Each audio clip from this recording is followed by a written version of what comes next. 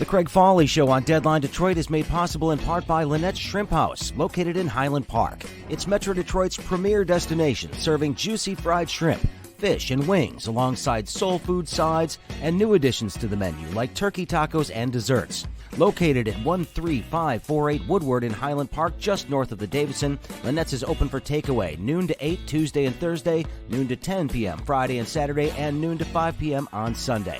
Call now, get some Lynette's. Greetings, everybody. Welcome to the Craig Fahle Show on Deadline Detroit. It is time for another episode of the week that was. And before I introduce my panel today, I just have to say I was fully planning on taking today off. I had some dental surgery earlier in the week. I was having a little trouble with the antibiotics they gave me. I was like, hey, you know what? I'm going to let Nancy Derringer handle the hosting duties.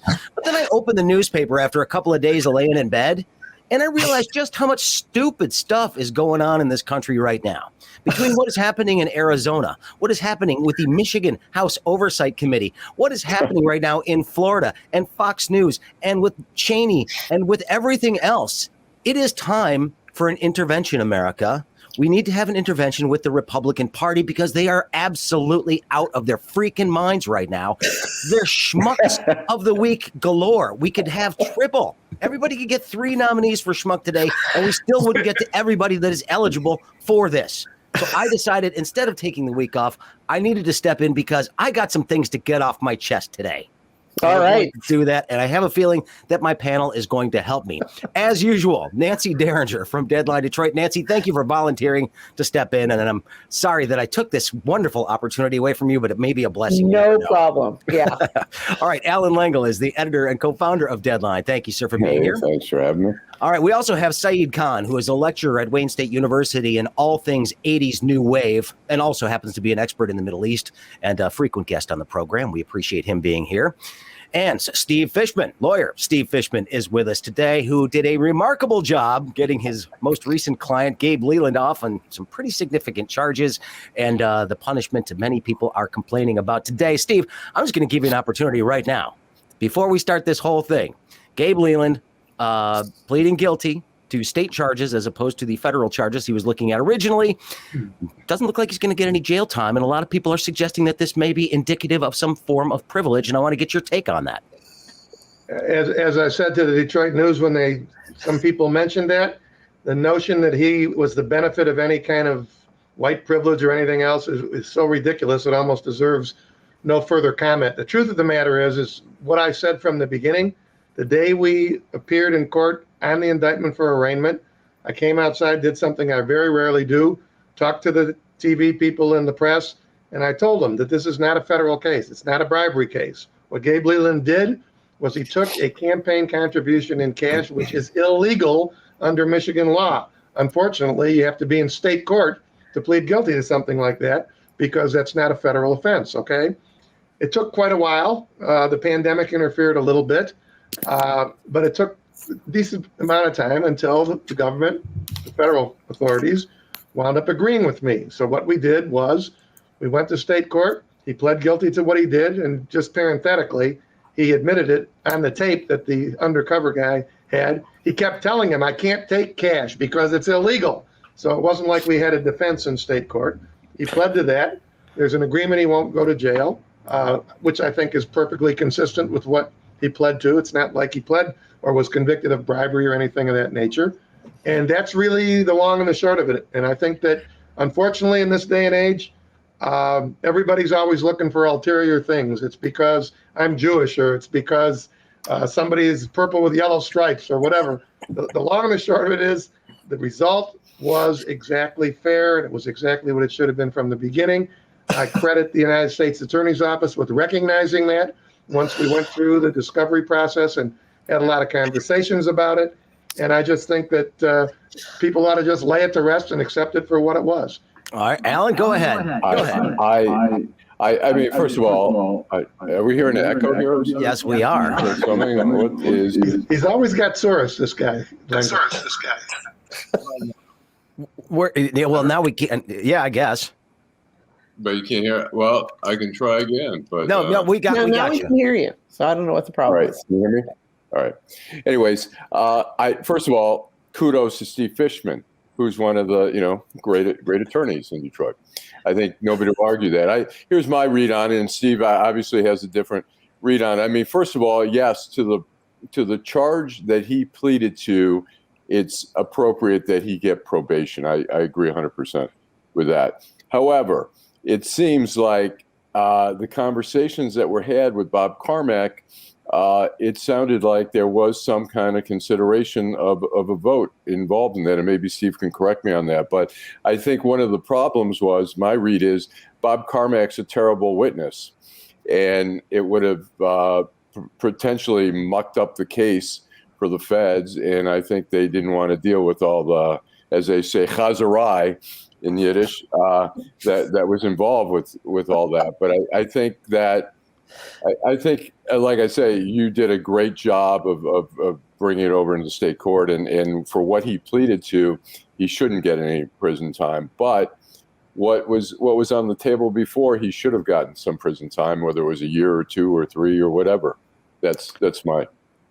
Well, look, if you go to trial in federal court and you lose, you're going to jail. There's no doubt about that. The question was whether the Fed should take him to trial. You got to remember, Allan, and everybody, what you're reading are excerpts and little portions that the newspaper decides to print. Sure. If you read if you listen to the totality of the transcripts, it literally was Tweedledee and Tweedledum going back and forth, sitting in a titty bar, by the way, on one occasion, going back and forth, just bullshitting each other. And what it boiled down to was, when Carmack finally gave him the money, the piece of property that supposedly was going to be the subject of this bribery had been sold already. It was long gone. There wasn't anything left to do. So but there was intent there on Leland's part. So it seemed, even though it was a error, just a trail of clownishness. Greg, he's convinced me. I would have kicked you off the jury. I can tell you'd have been a useless juror. Can we just say, though, that this one thing, if you're doing business in the city of Detroit, this is just advice to anybody, and a guy named Bob Carmack calls you up for any reason, run as fast as you can. Run away. Don't talk to this person. Don't even say hello. Just turn around and walk away.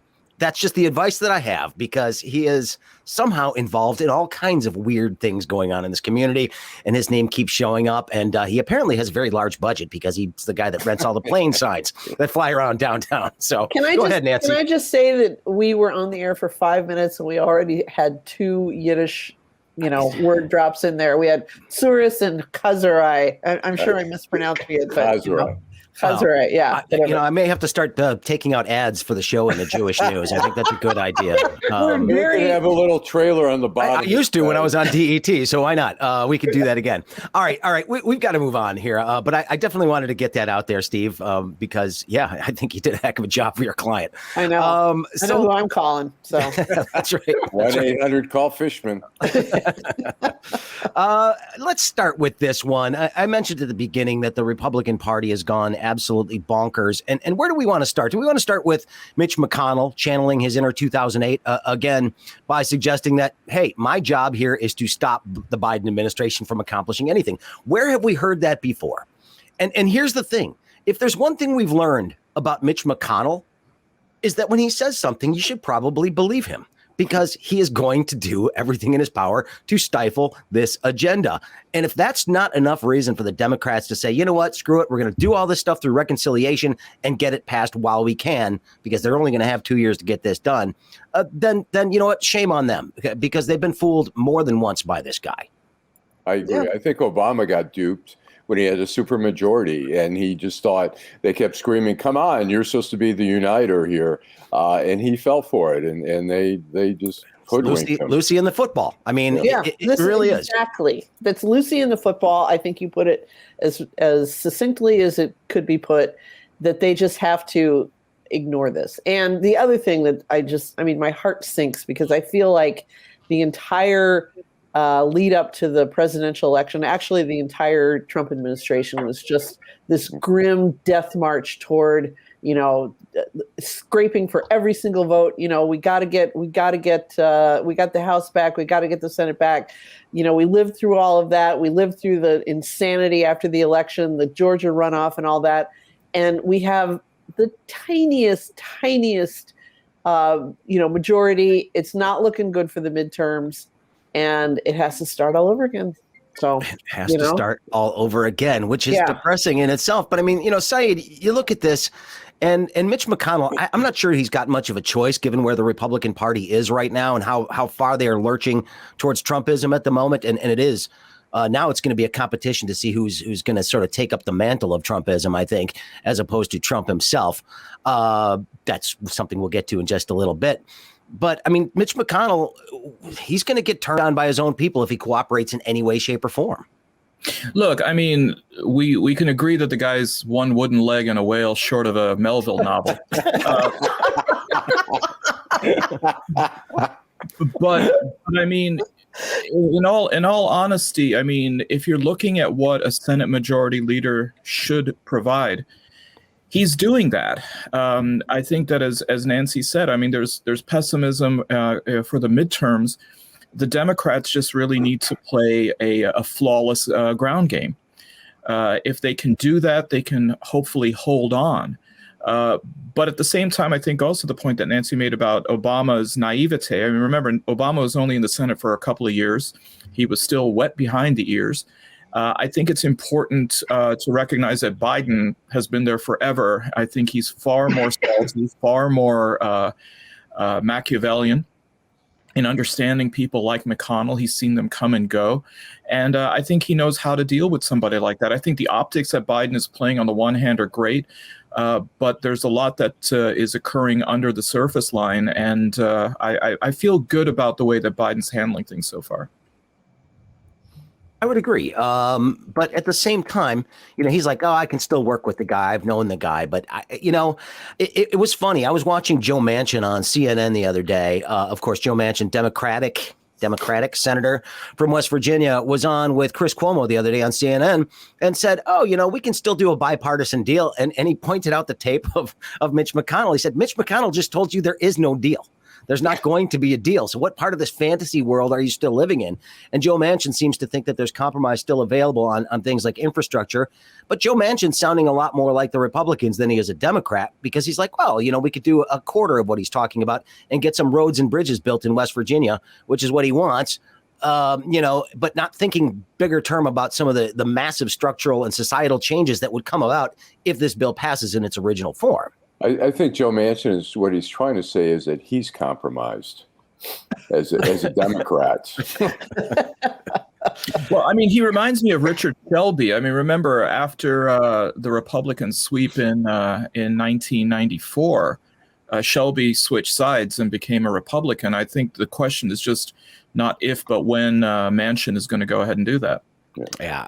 West Virginia is a weird place. Their governor is he's a Republican, but he's not a bad guy. Well, I mean, it's like a state that's Macomb County. Okay. I mean, it's a place of poorly educated blue collar workers. A lot of them were, apologies to Macomb County, by the way. Well, no, yeah, I know. But what I'm saying is it's the same. It's yes, it's the same Sidney Greenberg, Reagan Democrats thing going on there. They had their brief period of prosperity when there was coal mining work to be had there. That's gone now. Opiates hit it like a tsunami, and you've basically got a very poor, dysfunctional state that is willing to swallow every lie that Donald Trump tells. With a lot of dollar stores there. A lot of dollar stores. A lot of dollars. I used to go to West Virginia for the weekend from D.C., Berkeley Springs, and there were a lot of dollar stores. Well, that's not any different than Michigan these days. When's the last time you were up north? I mean, every town's got a Dollar General in it these days. That seems to be what's happening just in America in general. Right. Okay, let's move on from Manchin for just a second, because I do want to talk about what's happening in the Republican Party, because I really sort of have never seen a party eat its own this way. Liz Cheney, who 5 years ago you would have looked at as being a rock rib Republican, as conservative as they come. Dick Cheney is her father. I mean, Dick Cheney. The guy that bona fides, was my least favorite politician in the world for many, many years until Donald Trump came along. But Liz Cheney going to be ousted from her leadership role in the party, more than likely in the next couple of days, for somebody that is decided that, the big lie is something that we're all going to get behind. And if you can't even admit that Trump lost the election, then you're not worth being in power in the Republican Party. This purge of I hate to use the term intellectuals, but that's what's happening here. This is the cultural revolution in the Republican Party that we're witnessing right now. I don't know how else to put it. And it's really disconcerting because I think, a logical, philosophical opposition is something that's healthy in a democracy, but this is not healthy and it's not logical. Nope. It is. What did they stand for? The policies, we're not hearing any policies come from there. It's all about just fighting Democrats, about purging anybody who is not, hailing to Trump. Again, it's frightening. I have to quote my old boss who said they don't have any more ideas. All they have are tactics. And, has Liz Cheney waffled on any policy decision? Has she shown her pink ass on any kind of question of actual governance as it pertains to the Republican Party? No. Her single sin, her only sin is to acknowledge goddamn reality. Yeah. And when they've gone off their damn rockers. So well, she had a better what do they call it? The Trump voter rating, right? So everybody is like an environmental score or a right. gun rights score. Well, she was like 98% on the Trump scale, which is higher than some of the biggest Trumpian people in Congress. And she is still getting ousted from her position. And House leadership, I'm sorry, on the Republican side is weak. McCarthy's not going to stand up for this person because he's afraid of what is happening within his own party. And you have a bunch of people who are just trying to survive this, maybe thinking that somehow this is going to subside at some point, that maybe we can just ride this out and we'll get back to normalcy.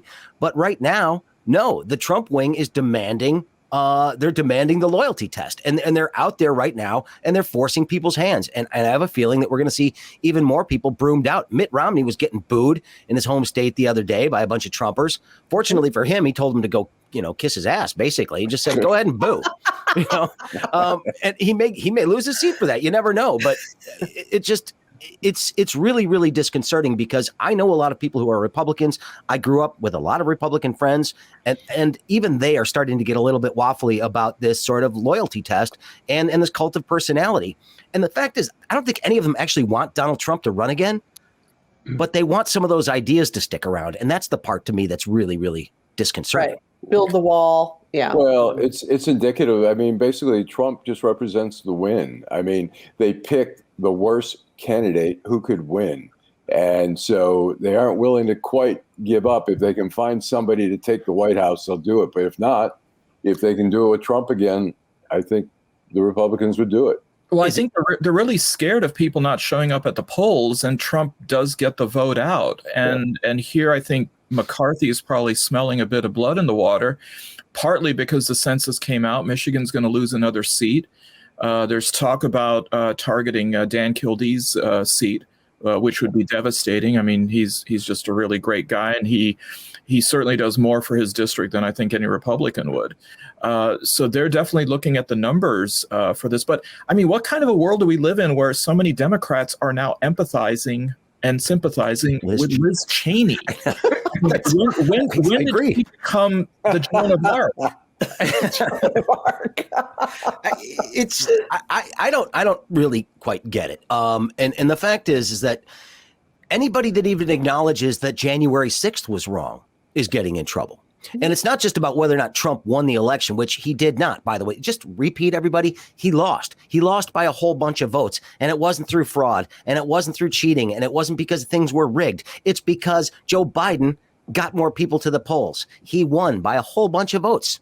Yeah, and Trump actually had pretty good turnout for him, but he lost because there were a whole lot of people that really didn't like Donald Trump. So this is what I don't get about this movement right now, is that they are still clinging to this Trumpian vision of what the party should be, even though it got roundly trounced at the polls last time. They're doing their best in a whole bunch of states right now to rig that and to change the voting rules so that it makes it a little bit more difficult to vote. As that's the tactic that Nancy was talking about. They have tactics. They don't have plans. But he lost. He got his ass kicked. What part about this do they think is something that they should follow? They're hitching their wagon to a losing horse.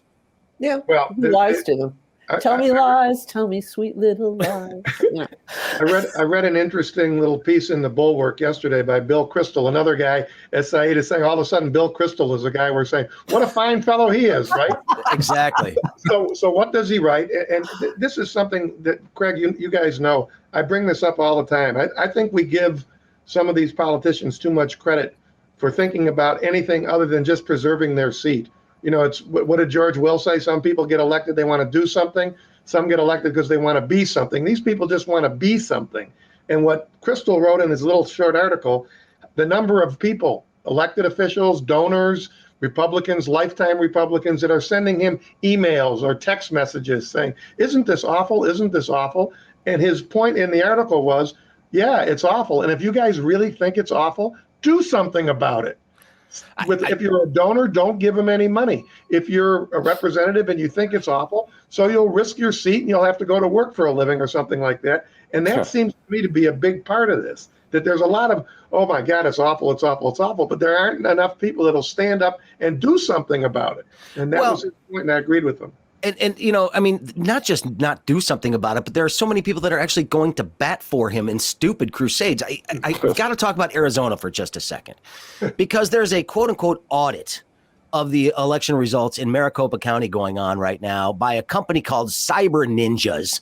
That's the name of the company that was taken over to do this, who have already put out conspiracy theories about this election. And they're the ones that were put in charge of this private audit of the election, which they weren't allowing any press in, no observers. Remember how much they bitched about not having observers watch the process? Then they want to do this behind closed doors because they have proprietary tactics they can use to determine whether or not there's fraud.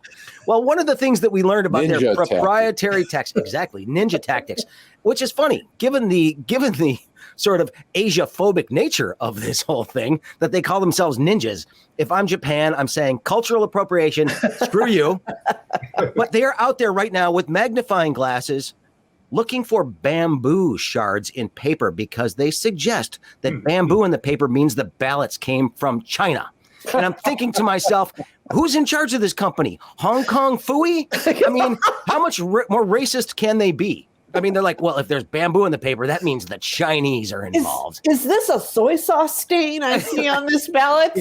I'm telling you. I'm telling you. God. Well, you know, I mean, it doesn't help that the watermark was etched by a Jewish space laser. Oh, that's very true. You know.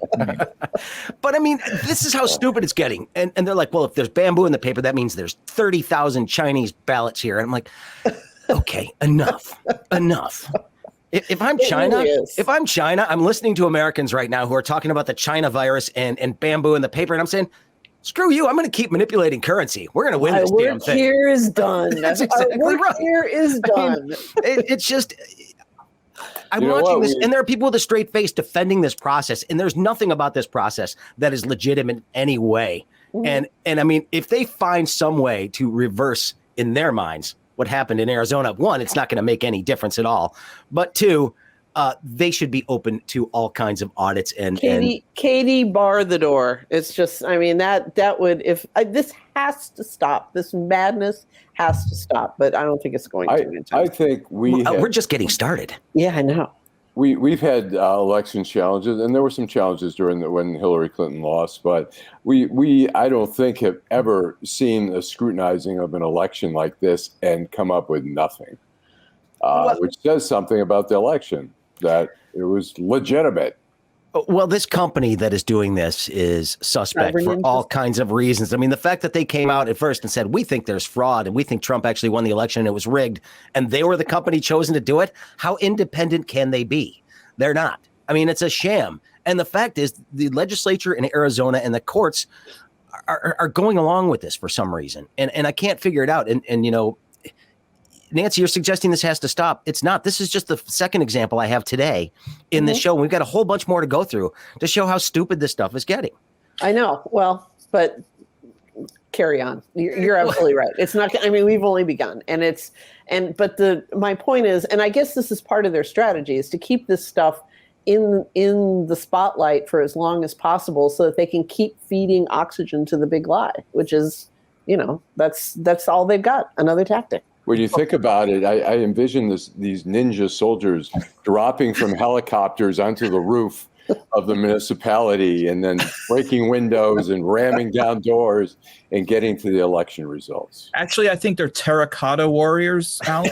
If it is China behind it, but I think that this ties into something bigger, and that is this demonization of China, which is just really not helpful right now. I think that the strategies that we're seeing that the U.S. is involved in, this quad of involving Japan and Australia and India.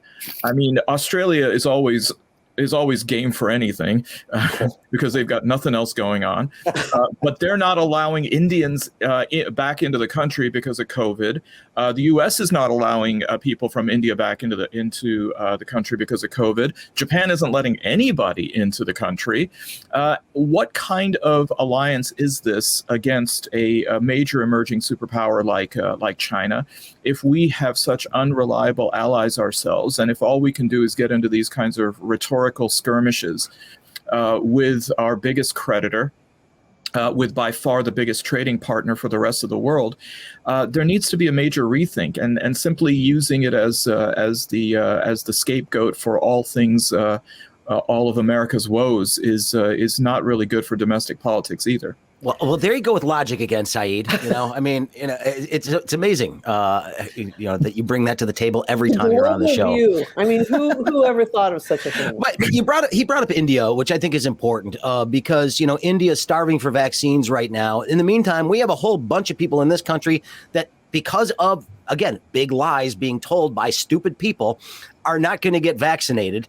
And so we may get to this point where we never reach, quote unquote, herd immunity in this country, which is just mind-boggling to me and incredibly frustrating, given that we have made some progress, but we risk slipping back, and we need to change the mindset here. But you've got people that are still out there suggesting that somehow bad things are happening from these vaccines, and yesterday was a classic example of this. The House Oversight Committee in Lansing held a hearing yesterday about so-called vaccine passports, which aren't even a thing. They're not happening here in Michigan. We don't have them yet, but they're trying to preemptively make this something that cannot happen. So they had a bunch of people on yesterday to talk about this, and it quickly devolved into some conspiracy theory nonsense about the vaccines. And Nancy, you watched this thing yesterday, and if I heard this correctly, I want to say Naomi Wolf, who is one of the people who was testifying yesterday. Why? I don't know. She's not an epidemiologist that I'm aware of.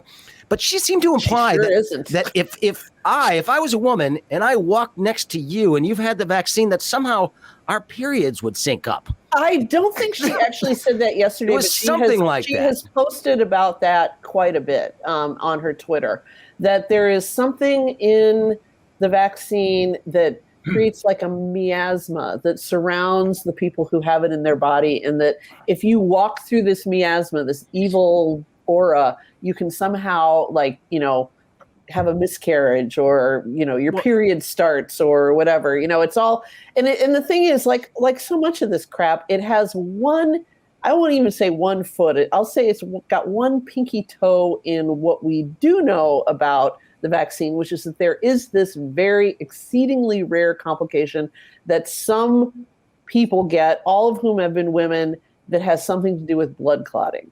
And given that women who are, premenopausal, have menstrual periods, this kind of, it's like, oh, blood clot, and so people just dive into embracing this sort of thing.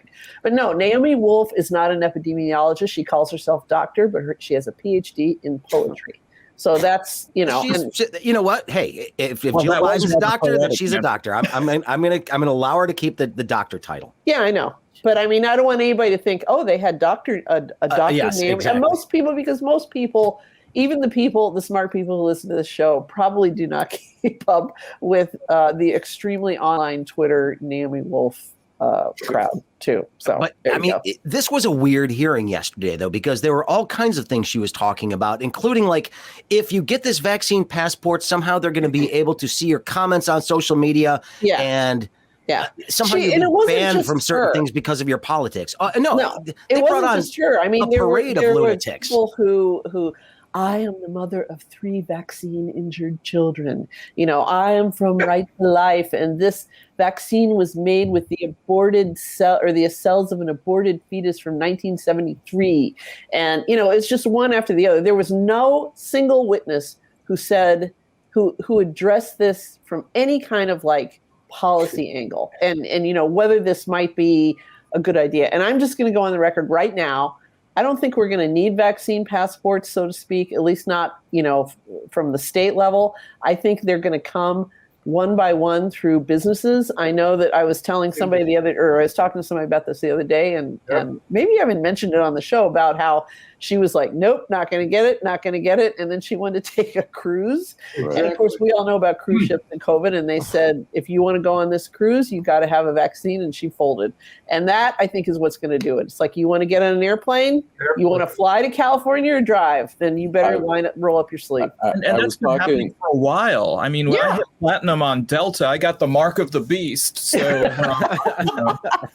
I mean, I'm planning a trip overseas this fall, and man, I've got mine tucked into my real passport. Well, and especially if you're going to certain parts of the world, they require you to get all kinds of shots. I mean so Saeed travels to the Middle East all the time. Tell him, Saeed. Actually, I won't, but okay. I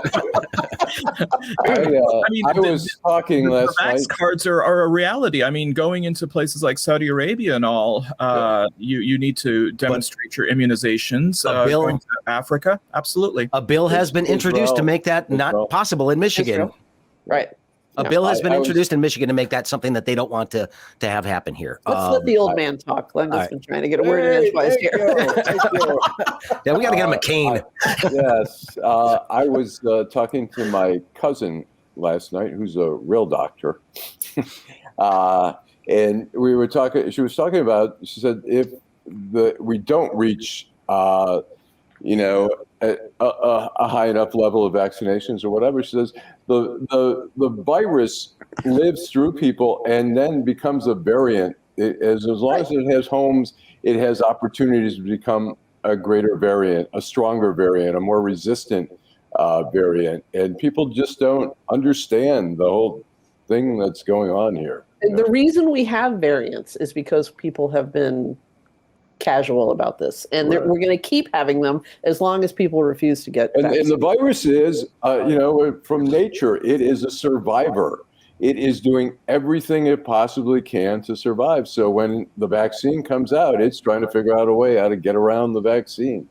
So does this mean then that Republicans are pro-diversity, that they like the variety of variants out there?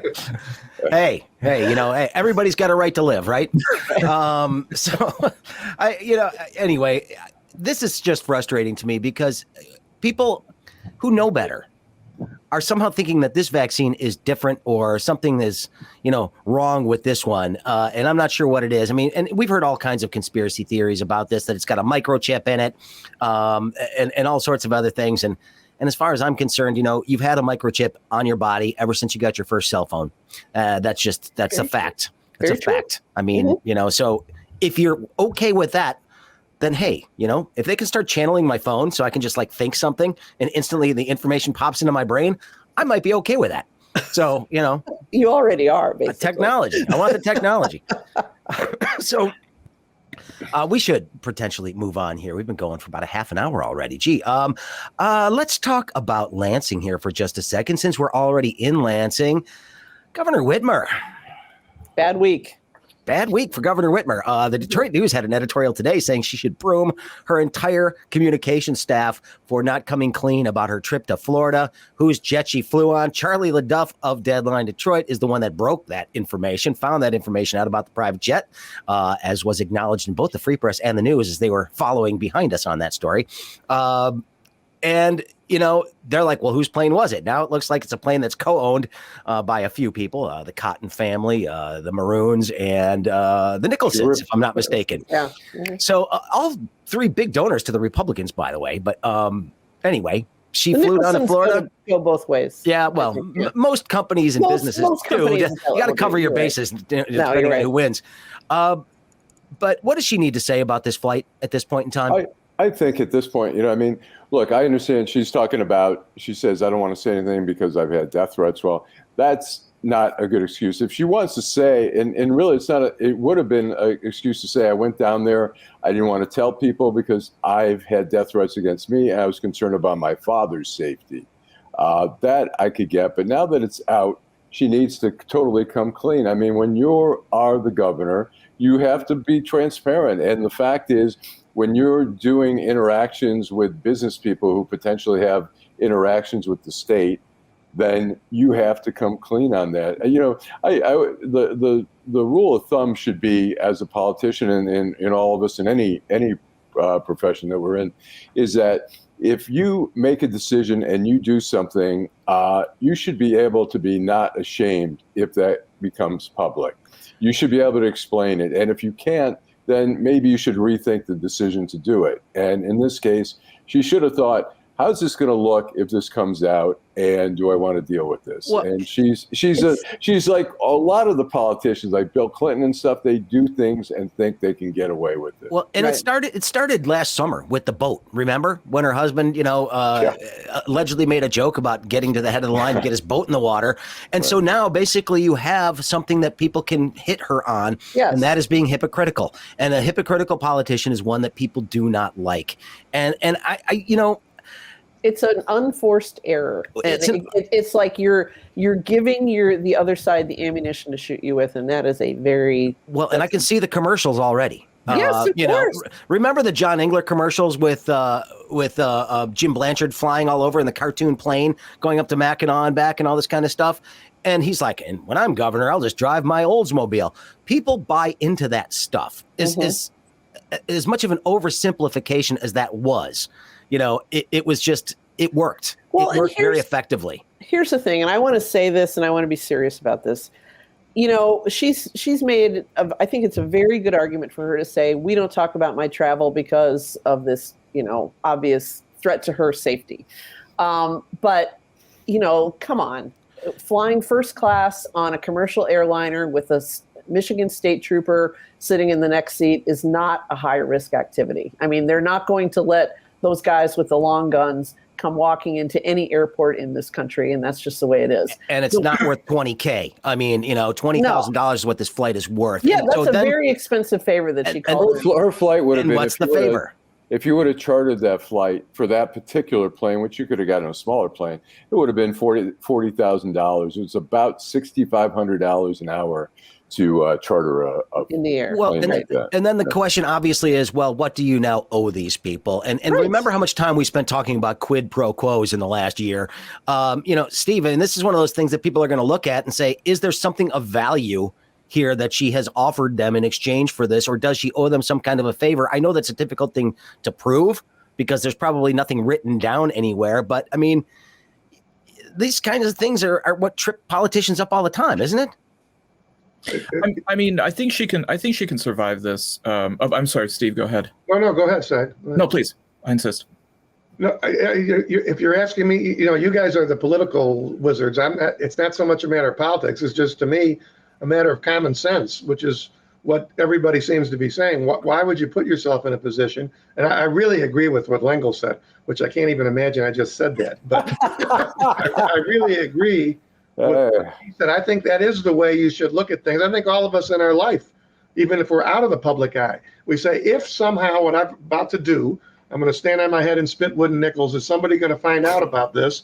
And is it going to look okay? It's multiplied by 100 when it's a political person. I think Allan's point is well taken. And somehow, people get in cocoons. Don't you guys agree when you're in politics?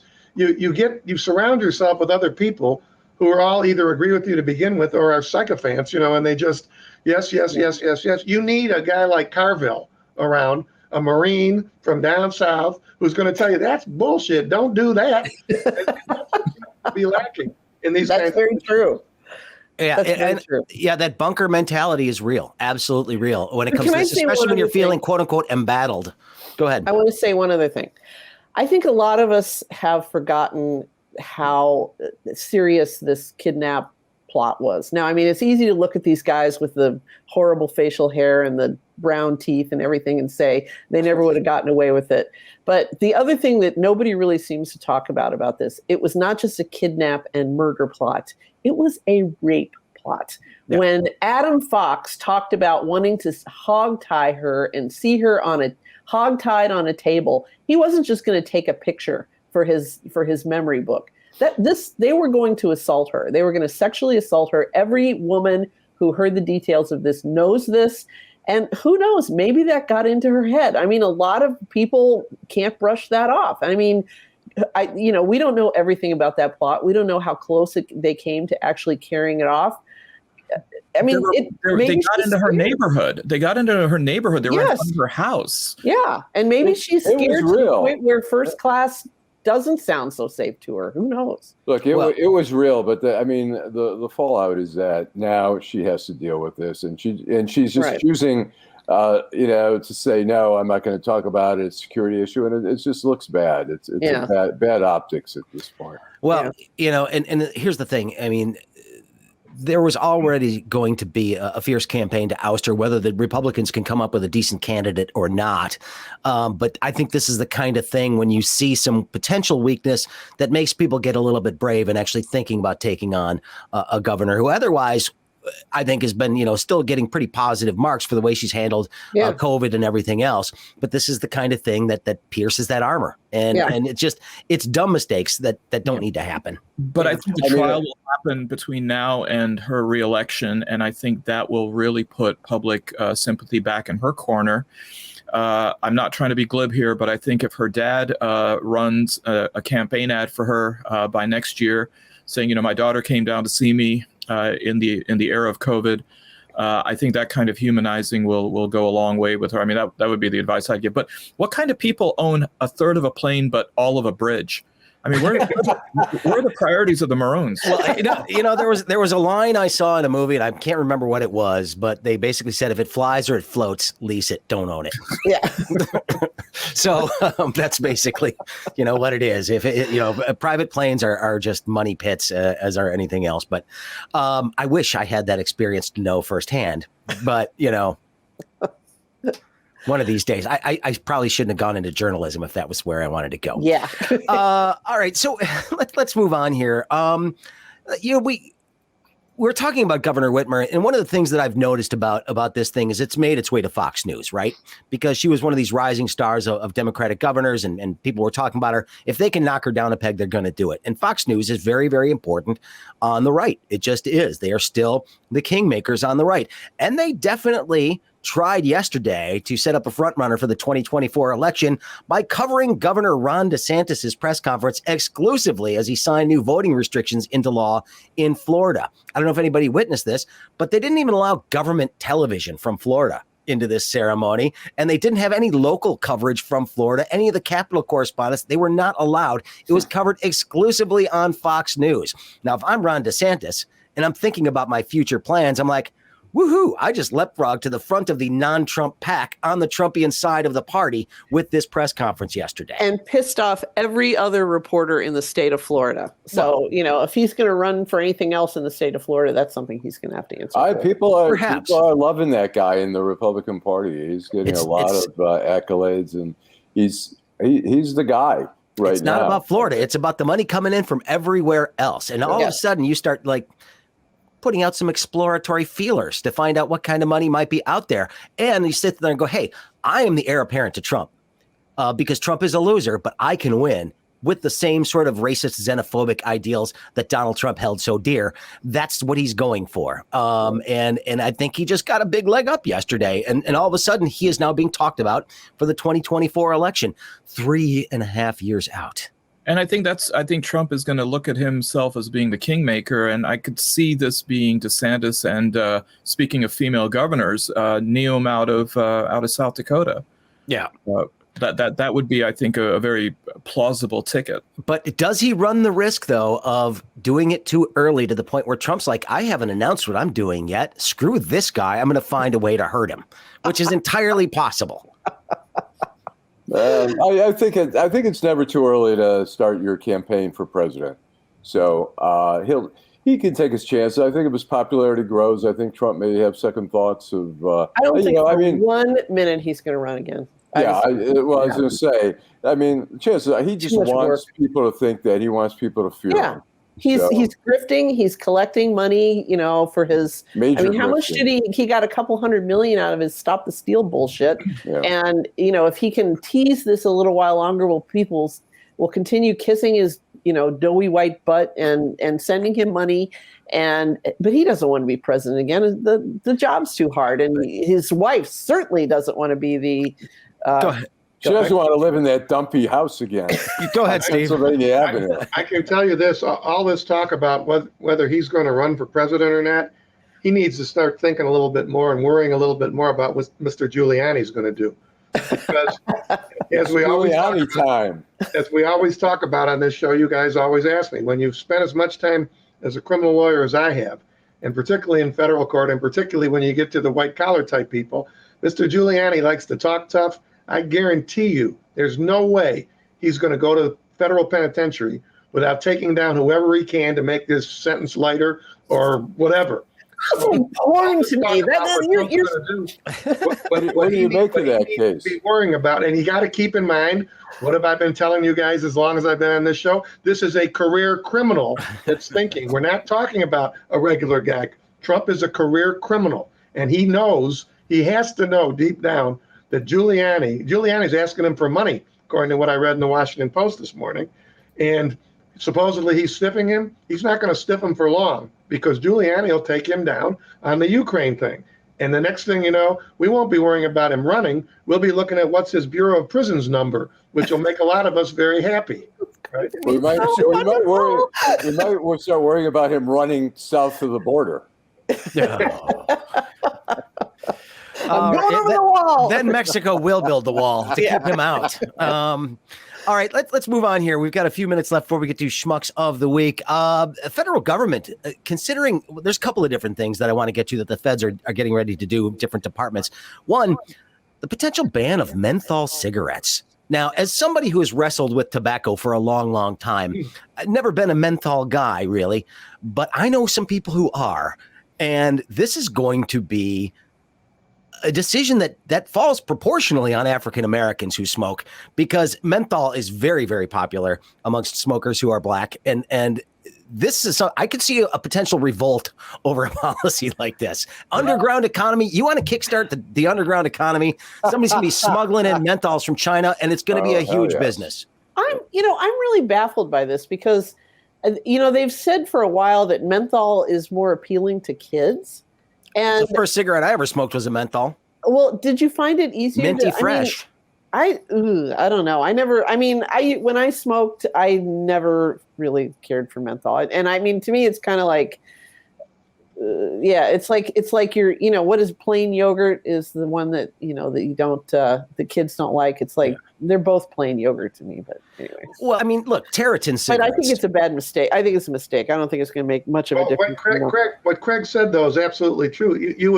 One would think that before the government does something like that, they might look at weed, for instance, right? How long was weed illegal? How long did it go on? Did it stop anybody from smoking weed? Yeah. It's the same thing here. If you're a menthol cigarette smoker, if you like Cools or whatever, I never smoked regular cigarettes, only weed when I was younger. But if you like that and you can't think of a reason why you shouldn't be able to smoke it, of course there's going to be an underground economy. Same thing it's been with weed all these years. That's very true. Well, like menthol gummies and edibles. Yeah, exactly. You're going to see like menthol. You're going to see like menthol corners. I tell you what, just because they ban menthol doesn't mean you're not going to see crumpled Newport and Cool Packs on the side streets of any city that you go to. They are hugely popular, and I just don't see how they could do it. And I think it's just a horrible idea. Just because what do you want? Do you want a whole bunch of cranky people out there? No. That's what you're going to get. No. But no, here's the other federal government decision. By the way, have any of you ever smoked a clove cigarette? I have indeed. Yes. Dejarums, yes. They were interesting. Well, back in the 80s, that was like the cool thing to do. So, especially the black Jarums. Oh yeah, God, those are just my lungs hurt right now thinking about them.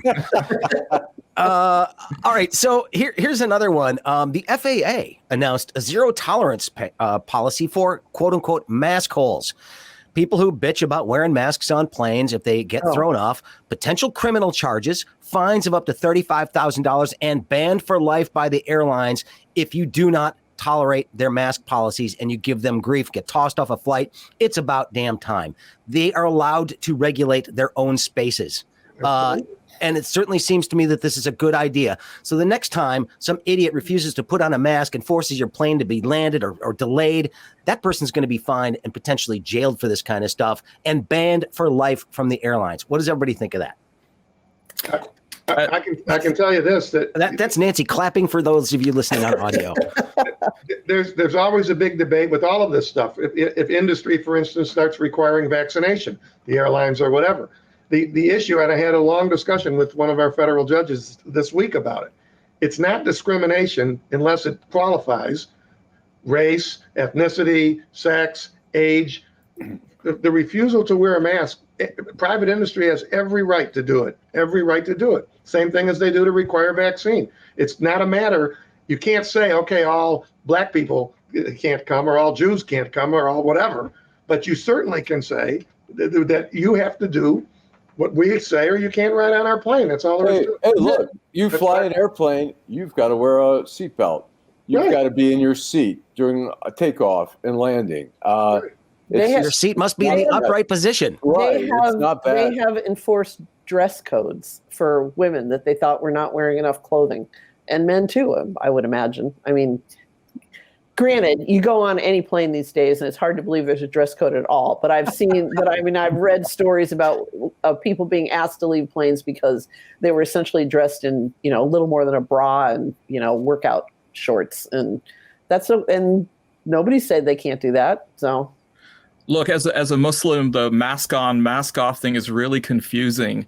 I mean, having been told you can't wear one, having been told you have to wear one. But I'll tell you, as Nancy said, I mean, I do fly a lot, or at least I used to before COVID. Watching someone else getting escorted off a plane will be a new experience for me. Oh, man. Anyway, I think it's about time. And this way, people are at least put on notice. You act like a jerk. Guess what? You're going to pay. And there's zero tolerance for it. And I think that's something that's needed in this time. So anyway, let's see. Is it time? I think we're getting close, aren't we? I think we are definitely getting close. So let me figure something out here. Oh, here it is. And now it's time for Deadline Detroit's nominees for Schmuck of the Week. Schmucks of the Week, because we will have multiple differing schmucks, I'm sure, and some of us will have multiple candidates. So who will kick us off this week? Who wants to go first with their schmuck candidate? I'll go if nobody. Nancy usually goes, but I'll lead off. You go. My schmuck of the week is Elise Stefanik. And that's me clapping. There's a number of reasons for it. It's not just the way she behaves today. I took a little time to actually look a few things up about her. So I went on Wikipedia. Yet again, we haven't had enough of Ted Cruz and Josh Hawley, another Harvard graduate, right? Elected in 2000. What's going on in Cambridge? Elected in 2014 as a moderate Republican. She was a member of the GOP's Tuesday Group, which was a group of moderate Republicans. She supported John Kasich in 2016 for president, and now look at her. So how you can't pretend you're not smart because you managed to graduate from Harvard. You can't pretend, I don't think, that all of a sudden you change from a reasonably middle-of-the-road person to a lunatic because you had some Jews throw some lasers in your head. Maybe that's what she would say. I don't know. Lengel, have you been out with lasers again? But she's my candidate. Just the sheer hypocrisy of it. If you're Don Lobsinger, okay, you've been the same way your whole life. Okay, fine. But for this woman to have started where she started, it's only 7 years ago. Mm-hmm. And within 3 years, once Trump was elected, she changes everything in pursuit of her own ambition. She's my schmuck of the week. All right, and extra points for the Donald Lobsinger reference there. And absolutely, that was for those of you who don't know. He is a long time conservative rabble rouser in our state. In fact, if I'm not mistaken, he was one of the guys protesting Martin Luther King appearing at Grosse Pointe South High School in 1960 and 66. Yes. I think we talked about him when he passed away. Bill McGraw did a really good piece on that. I'm going to talk about Bill McGraw at the end because, wow, what a piece on Deadline. But we'll get to that. Nancy, you're next. I was going to go with Naomi Wolf, but I'm going, since we kind of already raked her over the coals earlier, I'm going to go with Caitlyn Jenner. Caitlyn Jenner, who sought to humanize the California exile community by mentioning some guy who apparently she lives in one of these communities where it's like a fly-in subdivision, and there's it has its own runway and hangars, and some guy that one of her neighbors was cleaning out his hangar and saying he's moving to Arizona because he just can't look at these homeless people anymore. So, way to speak the common man's language there, Caitlyn Jenner. So that's a pretty good one. Yes. I mean, because Caitlyn Jenner could be picked for a whole lot of dumb things that he has said recently. Since announcing the campaign for governor in California, which I will be interested to watch how that goes. Okay, so I'm going with Caitlyn. Caitlyn Jenner. I thought you were going to go with the people that actually invited Naomi Wolf to the hearing yesterday, because these are the same people that hosted Melissa Carone not too long ago. Their judgment is questionable. I worked my feelings out in a column, which will probably be published if I can not dislike it enough. So go ahead. Good to see. Hey, Allan Lengel, who you got this week? I'm going to do one real quick one. Kevin McCarthy, who I think is just an obvious. I mean, he's shamefully taken the party down the wrong path. Continuing, speaks for itself. The other one is the Detroit Department of Public Works. We did a story about Tony Sacco, co-owner of Mootz's, who complained to the city that the handicap parking on the street there was not properly marked. And what constantly people were getting $150 tickets. The city didn't do anything. Tony got out there. I went over there and took photographs of him painting the street blue, designating clearly where the handicap parking spaces were. And it wasn't until then that suddenly the city of Detroit decided. They came out, they washed it down, and then they put up they added signage to make it clear where it was. And this is happening not just in that spot. It's been happening all over, particularly downtown, where there's really ambiguous parking set up, and people are getting tickets, and they ignore it until I've written 2 stories that have resulted in them improving the signage. One was at Easter Market, one was on Griswold. And the city has to take better responsibility instead of the city's just ripping off people. So And I think that's not a new issue in the city of Detroit when it comes to parking. The system that they have now with the zones is better than it used to be with the meters, which were hit and miss, I guess, in terms of them working, and you still get tickets no matter what. I even got tickets before the time ran out of my meter because the person who was writing the ticket said, I just assumed you'd be late. And I said, well, fix it. They're like, well, we can't fix it now. You have to. And of course, back then I had to go to the book tower, back when the parking office was there. Major pain in the butt. But anyway, yes, I think that's a good one, Allan. And I wanted to spend some time talking about that because parking in downtown Detroit could be better. And the signage is awful. And the zones are different in terms of times and everything else. That's a pretty good one. Saeed Khan. Yeah, I'm going to follow Allan's lead with 2, one local, one international. Locally, math genius extraordinaire, graduate of GMI or Kettering, engineer for GM and then his own engineering company, Senate Majority Leader Mike Sharkey, talking about that the calculation for herd immunity should involve those people who've already had COVID-19 because they supposedly have a natural immunity, which will get us well past the finish line to allow us to then have full orgiastic removal of any restrictions whatsoever. So that's him with his. that word, orgiastic. I was just going to say, that's almost as good as Yiddish. I like that one. I think that one's got Greek roots. Yeah. As opposed to Saturnine, which would have Roman roots. Ooh, There you go. That's another good one. Yeah. But the idea that him supposedly being a math genius, and this is his calculations. The other is Indian Prime Minister Narendra Modi. Oh, yes. In the midst of choking on his own indignation and hubris, blaming the Western media for overcounting the misery of India, which cannot be underestimated, given the fact that most experts say that the 400,000 daily infection rate is probably off by an order of 5, similar to the death rate. Prime Minister Modi has decided to go ahead with a 1.8 billion with a B project to revamp not only the Parliament building, but also the presidential or the Prime Minister's residence. Good timing. Wow. That is a good one. All right. Well, my schmuck of the week is out in Colorado. It is a state representative named Richard Holtorf, a Republican, was talking about a bill and was being interrupted by somebody in the crowd. And his response to this person was, "Hey, I'm getting there. Don't worry, buckwheat. I'm getting there." Now, Buckwheat. we don't know who he was referring to, but this guy has a history of saying really, really bad things. And he said to them, he says, well, that's a term of endearment. That's what he said after calling one of his colleagues buckwheat on the House floor. Now, but here's the other thing. There was another state representative there, last name of Sullivan, whose son was murdered in Aurora in the movie theater shooting there. And they were arguing another time about a gun bill in that state. And when he was giving his impassioned discussion, he turned to him and he said, you really have to let this go. Let this go. No, Wow. Let this go.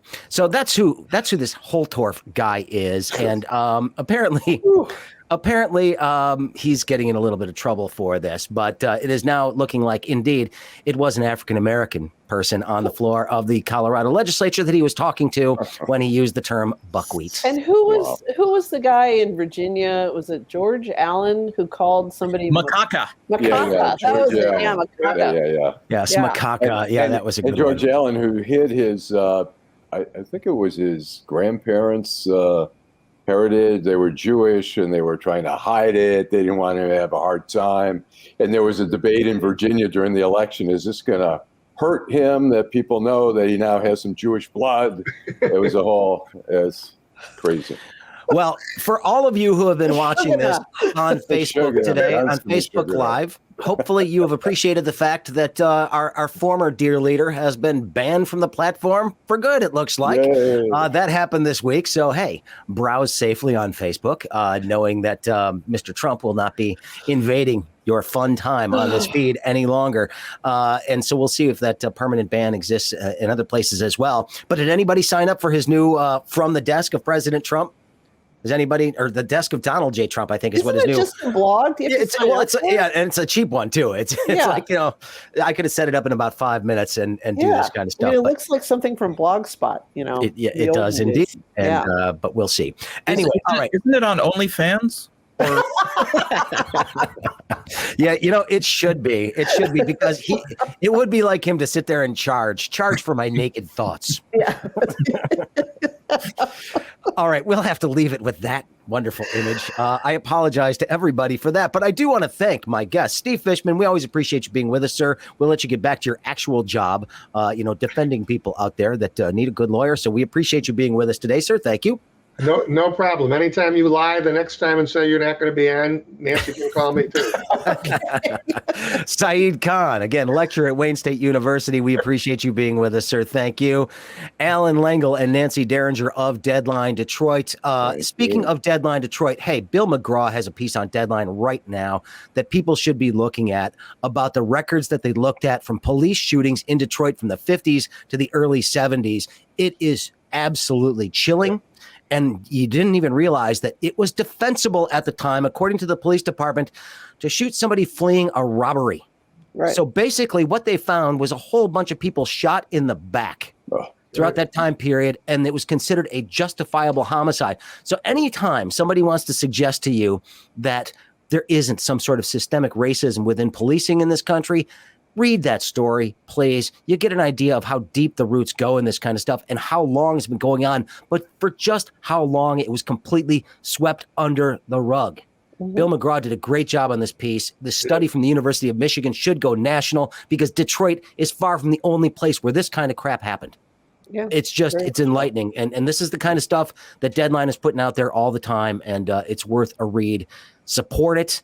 Become a member at Deadline Detroit, deadlinedetroit.com/membership, just $3 a month. You may even win something, but you'll also gain a lot of knowledge and wisdom, which is what we're shooting for. And we appreciate your support. Thanks as well to Lynette's Shrimp House for sponsoring this program and for sponsoring Deadline Detroit. We appreciate it very much. And thanks to all of you. And also, thanks, Mom.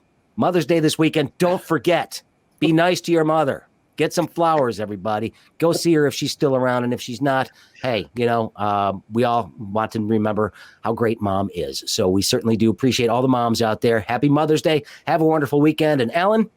Stay home safely. The Craig Fahle Show on Deadline Detroit is made possible in part by Lynette's Shrimp House, located in Highland Park. It's Metro Detroit's premier destination, serving juicy fried shrimp, fish, and wings alongside soul food sides and new additions to the menu like turkey tacos and desserts. Located at 13548 Woodward in Highland Park, just north of the Davidson, Lynette's is open for takeaway noon to 8 Tuesday and Thursday, noon to 10 p.m. Friday and Saturday, and noon to 5 p.m. on Sunday. Call now, get some Lynette's.